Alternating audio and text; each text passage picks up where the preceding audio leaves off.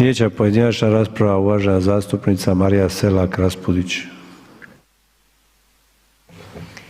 Uvažene kolegice i kolege saborski zastupnici, uvaženi potencijalni budući ministri i ministrice, rekla bih i uvaženi potencijalni budući mandataru, međutim on je upravo išetao. Znate da ste politički relevantni ako budući mandatar išeta prije nego što vi imate nešto za reći. U ovih 5 minuta ne stignem se osvrnuti na sve što smatram spornim u ovom programu. Osvrnut ću se dakle na jedan sektor, a taj sektor biti će obrazovanje. Zašto obrazovanje? Za vrijeme ove pandemije, a moguće opet na jesen, svi smo mogli vidjeti ne samo koliko je važno obrazovanje, nego koliko je i teško raditi u sektoru obrazovanja.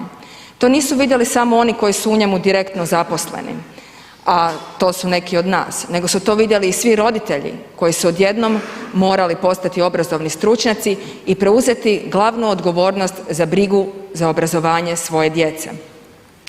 Zbog mnogih stvari koje tada nisu štimale, a koje teško vjerujem da će štimati i sada, i zbog svega onoga na što se ovaj sektor proteklih godina sveo, a to je da prvenstveno naglim reformskim zahvatima služi kao svojevrstan spomenik onome ko se u datom trenutku nađe na mjestu ministra odnosno ministrice obrazovanja, umjesto da se posvetimo nekakvom postupnom evolutivnom mijenjanju sustava koji je u svim onim obrazovnim sustavima u koje se tako rado volimo ugledati u Europi se pokazao kao jedini uspješan, mi smo obrazovanje nastavili estradizirati da bi netko sam sebi izgradio spomenik. Budući da je dosta vike oko toga bilo u medijima, nadala sam se da će ovoga puta situacija biti nešto drugačija i da je potencijalni budući premijer Plenković naučio lekciju. Međutim, izgleda da to nije slučaj. Zašto kažem da to nije slučaj?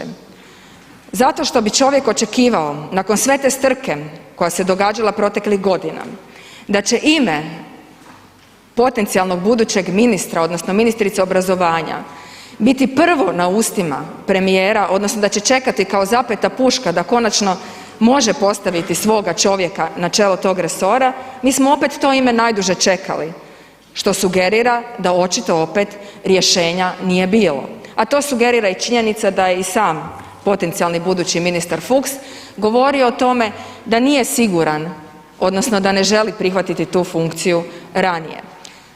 Znam da je sada situacija teška, da je najdraži koalicijski partner HDZ-a spao samo na jednog mandatara. Jednog, ali vrijednog. 2 milijuna kuna vrijednog, kao što smo mogli saznati. Pa se ne usudim niti postaviti pitanje, ako su oni u jednog mandatara uložili 2 milijuna kuna, koliko im se to može isplatiti, bivanje u vladajućoj strukturi i kako uopće vlast funkcionira. Ja ću se ovdje osvrnuti na 2 stvari koje ću uputiti na tragu konstruktivnosti kao pitanja potencijalnom budućem ministru Fuchsu.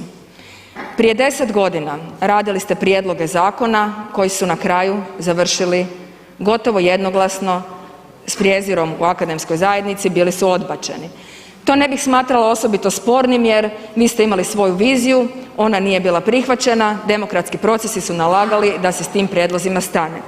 Međutim, vi ste već sada najavili u jednom intervjuu da ćete primijeniti model prema kojemu ste izrađivali 3 zakona za vrijeme vašeg prošlog mandata, što meni sugerira da iz toga niste ništa ili dovoljno naučili.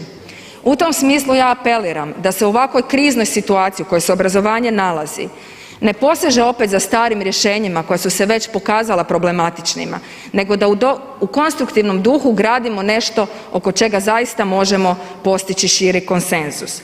A drugo pitanje tiče se procesa u kojima ste sami sudjelovali, kurikularne reforme ili škole za život. Rekli ste i slažem se da je potrebna evaluacija.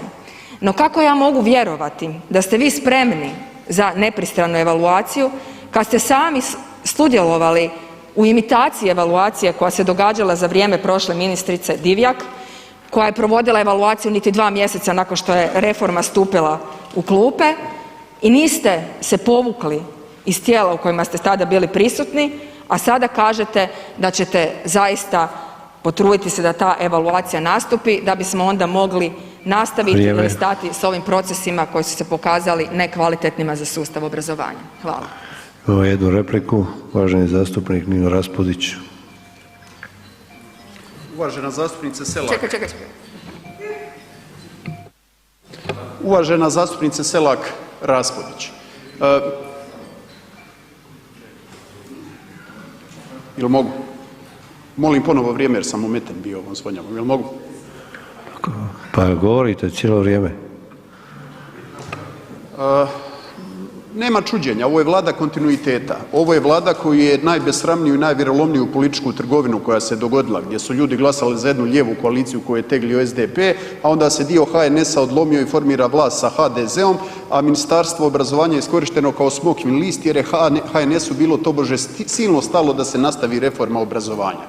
Naravno, interesi su bili u sektoru energetike i u nekim drugim stvarima, a ono što je najvažnija stvar, srednjoročno već, a kamoli dugoročno za Hrvatsku, to je kvalitetna reforma obrazovanja iskorištena samo kao smokvin list za tu sramnu političku trgovinu. Budući da je riječ o Vladi kontinuiteta istog premijera, za kojeg vidimo sada da je zbrisao, nisam imao nikakvih iluzija da to i može biti drugačije. Mislim da od toga treba krenuti. Hvala.